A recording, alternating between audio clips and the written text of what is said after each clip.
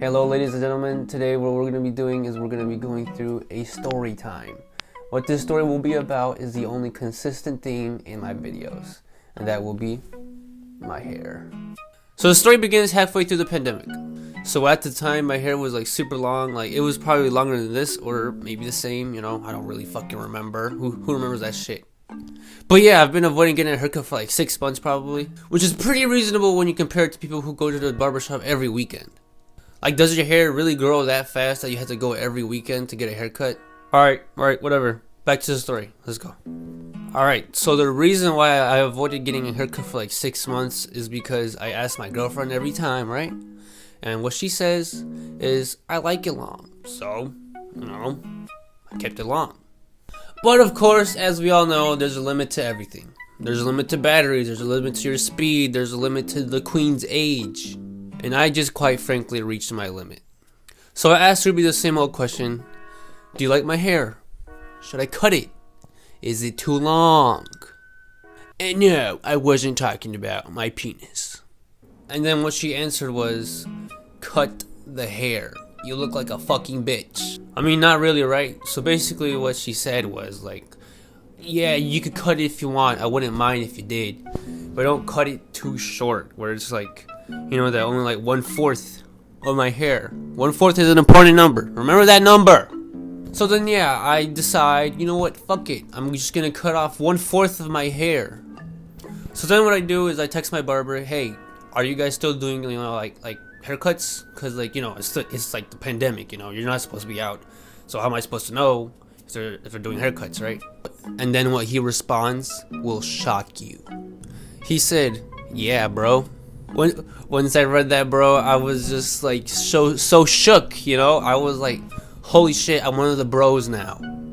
Like, when are we gonna go to the bar and like fucking drink some alcohol and like, like we're bros.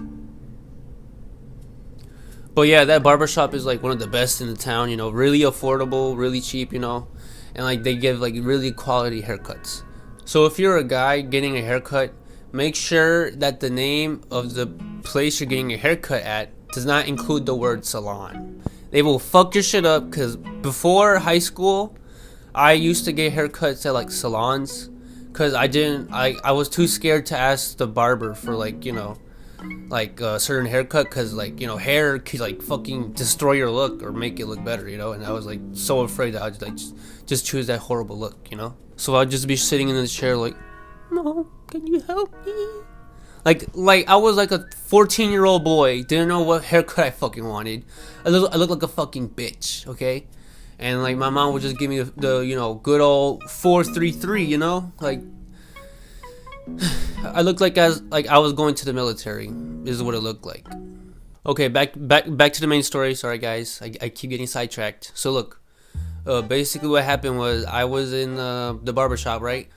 This is my first time going out anywhere, like specifically like an appointment wise type of thing, like during the pandemic, right? So I walk in there, take off my hoodie, cause like I don't need it, like it'll just get in the way, right? So like, if you don't take off your hoodie during a haircut, you're kind of a dumbass, and all the hair's gonna go in your hoodie, and once you put it on, there's just gonna be a bunch of hair, So as I was taking off my hoodie, this is basically what I saw. I was greeted by a hefty big gun. Okay, obviously it wasn't a real gun, right? It's not the ones that like kill people. It's the ones that check your temperature, make sure you don't have symptoms of COVID, right? So my initial response was, oh shit, like in my brain, what I was really thinking was like, aren't I one of the bros? After that interaction, we went to the barber seat, he like put the like little cape around me, He asked me, what do I want? Like, what haircut do I want? Then I told him, what I usually say, like a fade, like a bald fade, because it was summer, trying to get the heat to my head, because I like how it feels, And then I tell him, like, I want to keep 3/4 of my hair, 3/4 of it. And then like he asked me, he's like, so you want me to cut 3/4 of it? And then I told him, no, leave 3/4 of it. Cut 1/4. And then he said, oh, cut 3/4 and leave 1/4? And like he said, no. 3/4 is gonna be left there. I said, okay. And then, as I'm sitting back, getting my hair cut, I open my eyes, see the biggest chunk of fucking hair fall off my head. I was like, he thought I said keep 1/4. Fuck. So then the whole time I just couldn't stop thinking about how my girlfriend would react, because she told me not to cut it short. She just said leave like a good chunk of it there, but just like trim it down pretty much. And yeah, I was basically overthinking, like, oh shit, I'm not gonna have a girlfriend tomorrow, this is gonna be bad, So yeah, basically at that point, I was already defeated. There's nothing I could have fucking done. I just sat through the rest of the cut, trying to not mess it up even more, keeping my head perfectly still. And then he grabs the mirror and holds it up to me, and then he asks me, so, what do you think? Now, obviously, I'm not a heartless son of a bitch, like, he's one of the bros, I can't tell him what I actually think.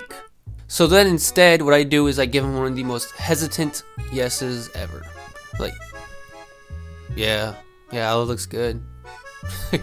But in reality, this haircut was fucking amazing. It looked fucking fresh, but I was just overtaken by the fact that Ruby might break up with me because my hair's too short.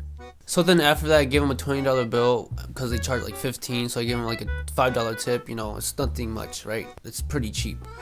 As I look towards the door to leave, he tells me, hey, it's actually 25, bro. And I can't say no to my bro. So then I give him like another $5 bill. No big deal, except he's not getting a tip. So then he gave me one of those COVID handshakes. As he did that, he like looked at me like very annoyed, like, seriously, bro, no tip? Like, dude, I was gonna give you a tip, but you guys raised your prices, so there's nothing I can fucking do. I don't got 30 bucks in my wallet, I'm very fucking broke. COVID took my job. So then I'm walking out and I get into my car. Thank God I got a car now, because before, like, I would go to this barbershop before I had my license and stuff, and there were some shady individuals around that area.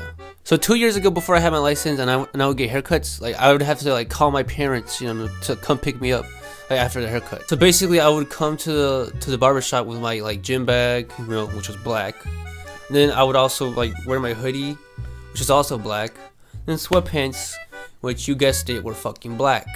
So basically what I would do in order for my parents to find me, like outside the barbershop, is I would stand outside of a liquor store, which was like right next to the barbershop, right? And I would just stand there, hands on my phone, just minding my business, just like looking around to see if my parents are there, like not looking for anyone else, right? And then these people would come up to me asking like, hey yo, you got some heroin? Some fucking heroin? Oh dude, I've never heard of a heroin dealer, like, I know they exist, right? But I've never heard of one like around here. Like, they must be really fucking hidden. Like, I wasn't being hidden, I was right there in plain sight.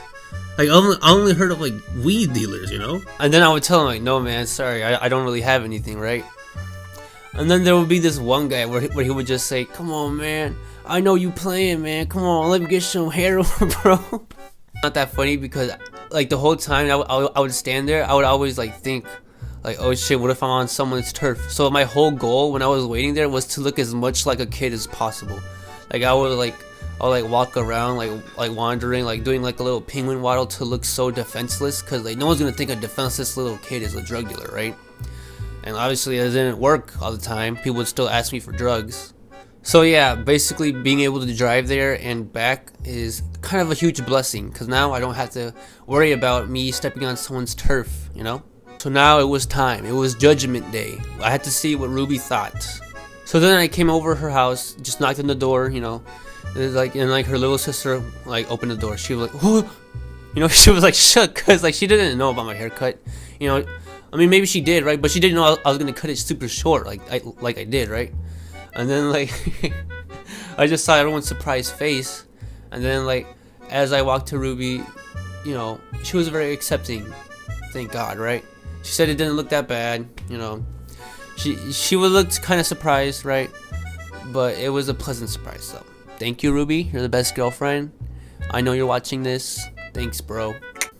So yeah, that was the end of that story. Thank you guys for being here. I got more barbershop stories, but I'll save those for later, But yeah, thank you guys so much. This was a pretty fun video to make. I had to fucking iron out this green screen here. It was horrible, but you know, I did it for the video. It was really fun, actually. No, ironing it wasn't fun, but recording the video was really fun. So yeah, guys, thank you for giving me an audience, and I hope you guys have a good day. And I hope, yeah. All right, see ya, guys. Peace.